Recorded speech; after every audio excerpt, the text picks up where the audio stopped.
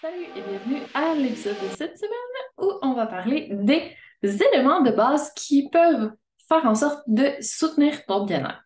Donc, si tu me suis depuis un moment, tu le sais que je parle souvent de bien-être global, tout le temps en fait, et que je parle aussi d'une vision à long terme parce que c'est bien beau de faire une petite action self-care pour prendre soin de soi une fois, mais ça ne va pas apporter beaucoup de résultats malheureusement. Si on veut avoir un résultat global, ça va prendre des actions qui sont faites sur le long terme grâce à des petits pas qui sont faits de manière régulière avec constance dans le temps.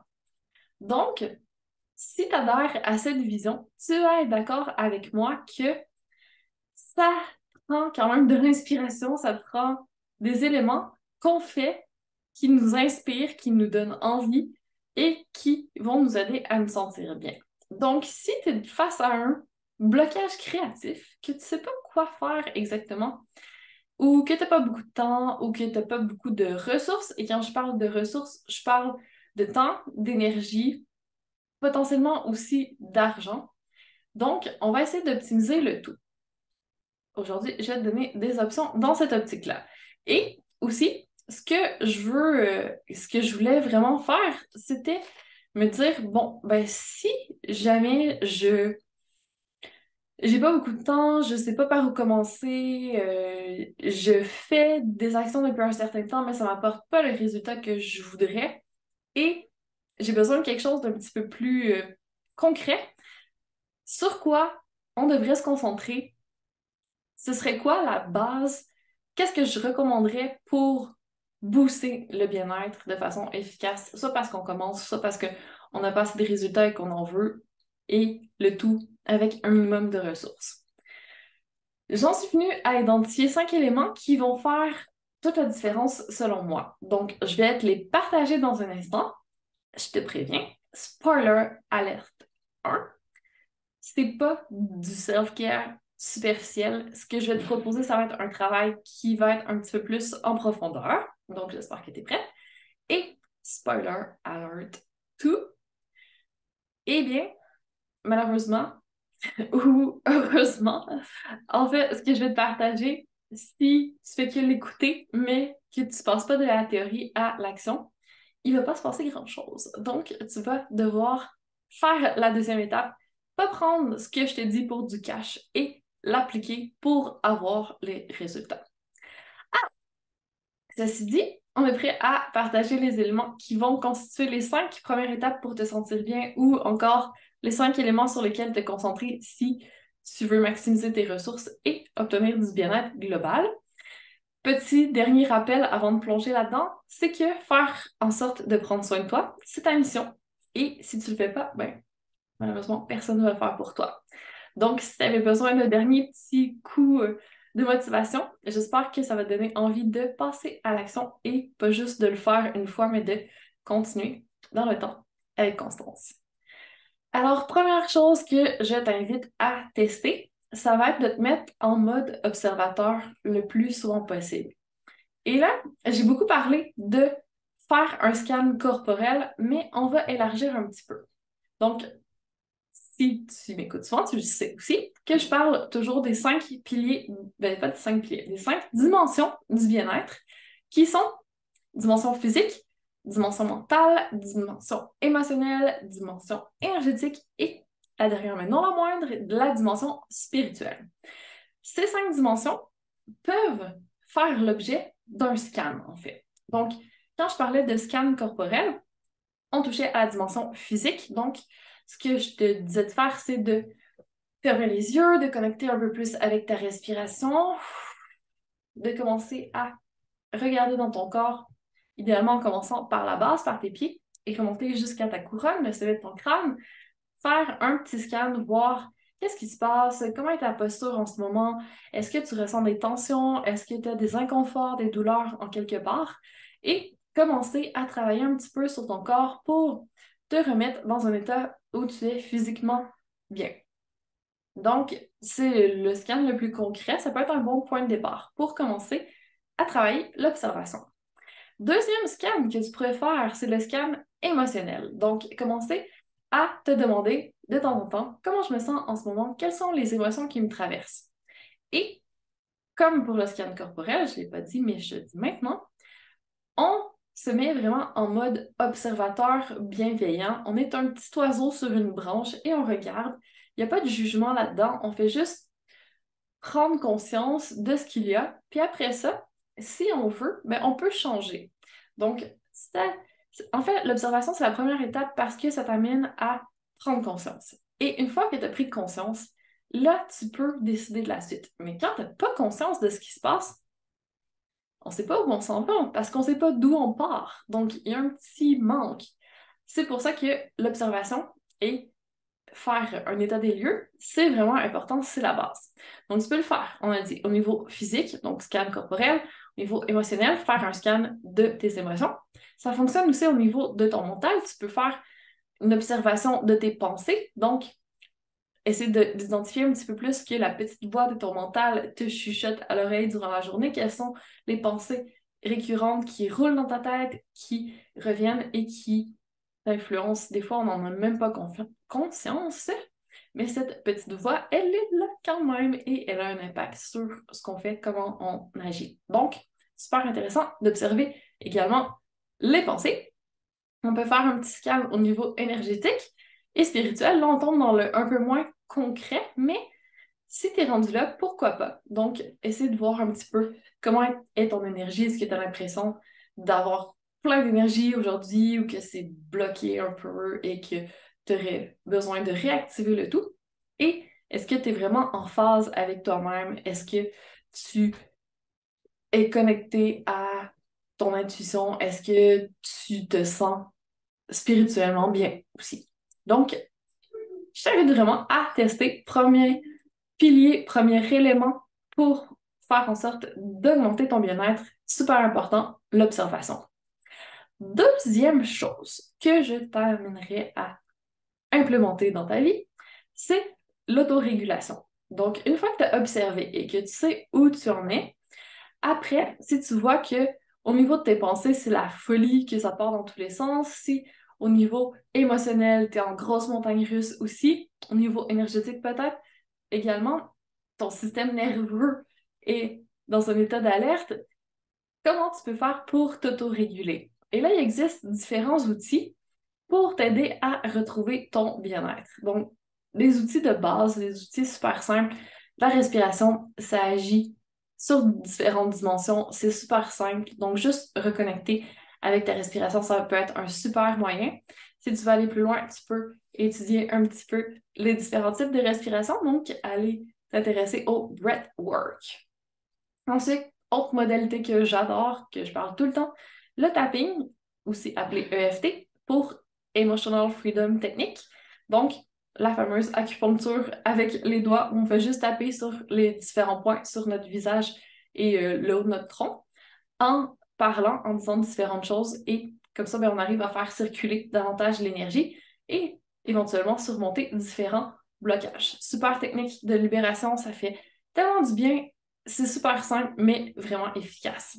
Donc, si jamais ces deux choses t'intéressent, il y a des vidéos sur ma chaîne YouTube. Je vais les mettre dans les ressources de l'épisode, donc tu vas pouvoir commencer à respirer davantage, tester le tapping de EFT et peut-être que tu es rendu à la méditation aussi, qui peut être une belle technique d'autorégulation pour revenir à toi et commencer à te connecter peut-être un petit peu plus au niveau spirituel, à ton toi supérieur, à peut-être recevoir davantage de guidance de ton intuition.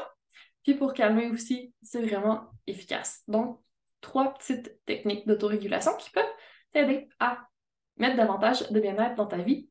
Ou on en a parlé aussi avec Marie-France Gagnon dans un autre épisode du podcast. La pleine conscience, c'est un équivalent, si on veut. J'hésite un peu. Je trouve pas que c'est un terme peut-être approprié, mais bref, la pleine conscience, ça peut être une étape avant la méditation si t'es pas rendu là, c'est d'être un peu plus dans le moment présent et d'être justement plus intentionnel par rapport à ce qu'on vit, d'être un peu plus en mode observation, un peu plus conscient de soi. Donc, je trouve que c'est un beau moyen de joindre l'utile à l'agréable aussi. Une belle modalités à tester. Donc, la deuxième chose que je te recommande pour faire une différence au niveau de ton bien-être, c'est de trouver les techniques d'autorégulation qui te conviennent. Troisième élément, on tombe dans l'introspection. Donc, apprendre à te connaître un peu mieux et à savoir ce qui te fait du bien. Donc, quand on parle d'introspection, c'est de commencer à avoir de plus en plus la capacité et aussi le réflexe de se tourner vers soi pour aller chercher les réponses et pour savoir un petit peu plus comment on fonctionne et pouvoir en tirer profit. Donc, par exemple, si tu te connais et que tu sais comment recharger tes batteries, super intéressant parce que on a toujours besoin de recharger nos batteries après avoir beaucoup donné, après avoir mené à bien un projet, après avoir atteint les objectifs. On a besoin d'une phase de récupération. Et si on ne sait pas comment faire en sorte de retrouver un peu plus d'énergie, ça va être plus difficile à long terme de tenir la route. Donc, c'est super important de savoir faire l'introspection quand on se sent moins bien aussi, peut-être, avant que ça aille trop loin, trouver qu'est-ce qui se passe, pourquoi je me sens moins bien en ce moment. Et après ça, on peut trouver des moyens de faire en sorte de se sentir mieux. Mais, encore une fois, on mise pas toujours sur les autres. Oui, on peut aller en thérapie, oui, on peut aller chercher de l'aide à l'externe, mais il y a beaucoup de réponses qui se trouvent déjà en nous et faire de l'introspection, être capable d'aller chercher ces réponses-là, c'est vraiment intéressant parce que je veux pas, il y a personne qui est à notre place. Si on ne se connaît pas nous-mêmes, c'est plus compliqué. Donc, je t'invite vraiment à explorer cette avenue. Troisième élément qui peut faire une différence sur ton bien-être, donc, aller regarder au niveau de l'introspection si ça peut t'aider. Quatrième élément, ça va être de prioriser. Et là, je te ressors une ancienne quote que j'ai sortie. Moins, c'est mieux. Donc, c'est mon adaptation libre de less is more. Donc, moins, c'est mieux parce que si on veut améliorer toutes les dimensions de notre bien-être en même temps, si on veut travailler sur toutes les sphères de notre vie, si on veut accomplir tous nos objectifs d'un coup, on va pas y arriver, on va partir dans toutes les directions. C'est une énorme montagne, on va pas avoir des bons résultats. Donc, il faut prioriser pour arriver à avoir de l'énergie pour tout faire, du temps, que ce soit plus concret et qu'on avance réellement. Donc, si tu as besoin d'un petit point de départ pour prioriser, je t'invite à tester les 2 questions magiques qui peuvent t'aider à faire des choix éclairés, à mon avis. Donc, ces 2 fameuses questions, si tu ne les as pas déjà entendues 1000 fois, sont première question, est-ce que ça me fait du bien maintenant, mais aussi à long terme? Et deuxième question, est-ce que j'en ai envie? Est-ce que ça m'apporte du plaisir? Donc, avec ces 2 questions-là, tu es sûr que ça va être bon pour ton bien-être. Et réellement, là, parce que si on se pose une question comme est-ce que manger une grosse tablette de chocolat, ça va me faire du bien maintenant? Peut-être, mais à long terme, peut-être pas. Donc là, on va vraiment chercher les 2 côtés de la médaille. On va chercher un petit peu plus notre fameuse vision à long terme que je veux t'amener à développer.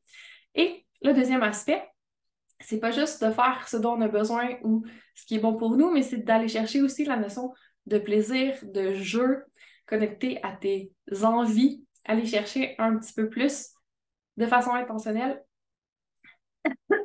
Pardon, le côté émotif. Je vais boire une petite gorgée d'eau parce que j'ai un chat dans la gorge. Ah, magnifique. Et une fois qu'on s'est posé les questions, qu'on a commencé à faire des choix un petit peu plus intentionnels, on priorise aussi en maximisant nos ressources. Donc, on essaie de trouver un système d'organisation qui nous permet de fonctionner à long terme. Donc, là encore, j'ai donné plusieurs options au fil du temps. On peut aller observer du côté de notre cycle menstruel, le cycle lunaire aussi, si jamais on n'est pas réglé en ce moment. Donc, il y a un épisode là-dessus aussi que je mettrai dans les ressources de l'épisode avec Olivia Bienvenue. Sinon, il y a différentes techniques, donc comme avec le planificateur EFIC, par exemple, où là, on travaille avec les trimestres, avec 3 objectifs, et après ça, on décortique en différentes actions pour nous permettre de d'avancer de manière un petit peu plus structurée. Donc, il y a plein d'options qui s'offrent à nous. Il y en a vraiment tout plein de planificateurs, il y a plein de méthodes, il y a plein de possibilités de ce côté-là. Si ça t'intéresse, je t'invite vraiment, encore une fois, à tester et à trouver ce qui fonctionne pour toi. Donc, le quatrième élément que je t'amène à implémenter pour prendre soin de ton bien-être, c'est de trouver ta manière de prioriser en gardant en tête que moins, c'est mieux. Et le cinquième, mais non le moindre élément, c'est d'avancer chaque jour avec des petits pas, avec constance dans le temps. Parce que c'est bien beau d'avoir une vision à long terme, de comprendre au niveau intellectuel que si on veut avoir du bien-être, ben, il faut qu'on voit ça comme une quête qu'on va mener toute notre vie. Besoin d'une autre gorgée d'eau. OK. Mais concrètement, il faut que ça se traduise par des actions aussi. Donc, qu'est-ce qu'on peut mettre en place pour nous aider justement à faire des petits pas? Donc, avoir cette capacité de passer de la théorie où je sais que je suis sur une quête à vie pour prendre soin de mon bien-être à chaque jour, mais qu'est-ce que je fais dans la pratique pour que ça se fasse? Donc, je teste et je trouve ce qui me convient.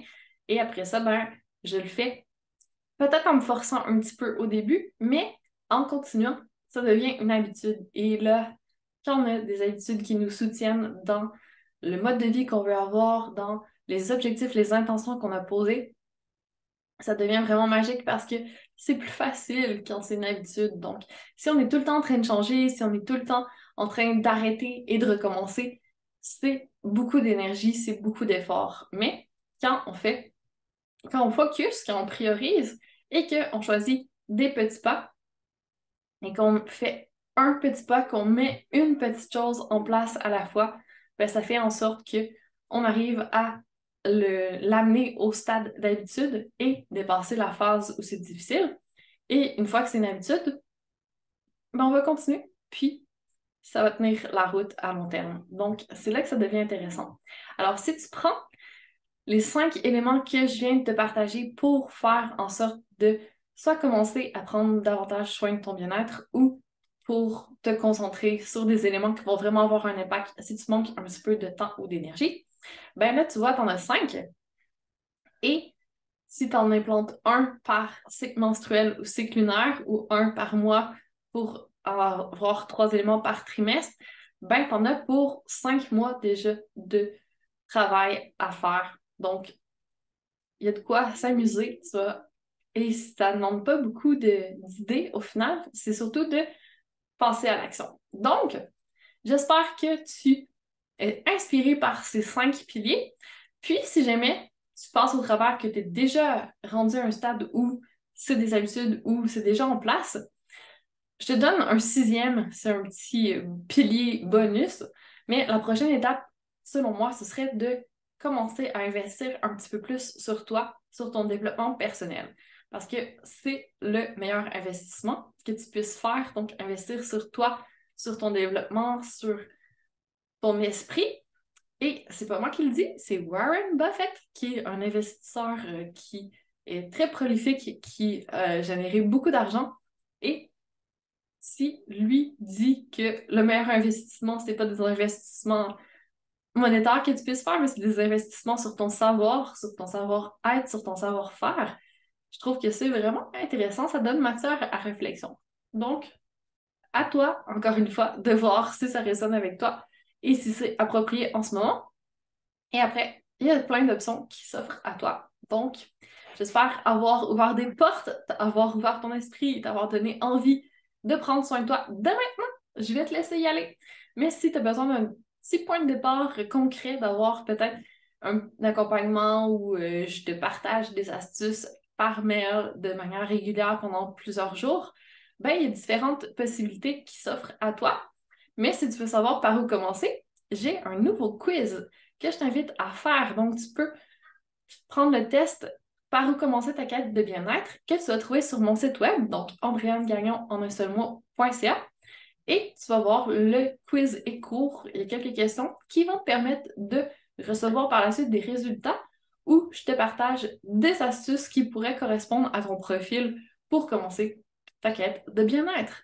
Alors, si ça te semble intéressant, si tu as envie, prends le quiz et amuse-toi bien. Sinon, teste et amuse-toi aussi de la manière qui te semble le plus appropriée en ce moment. Donc, je te laisse aller prendre soin de ton bien-être dès maintenant et je te souhaite une magnifique suite de journée en attendant de se reparler très bientôt pour encore plus de Feel Good.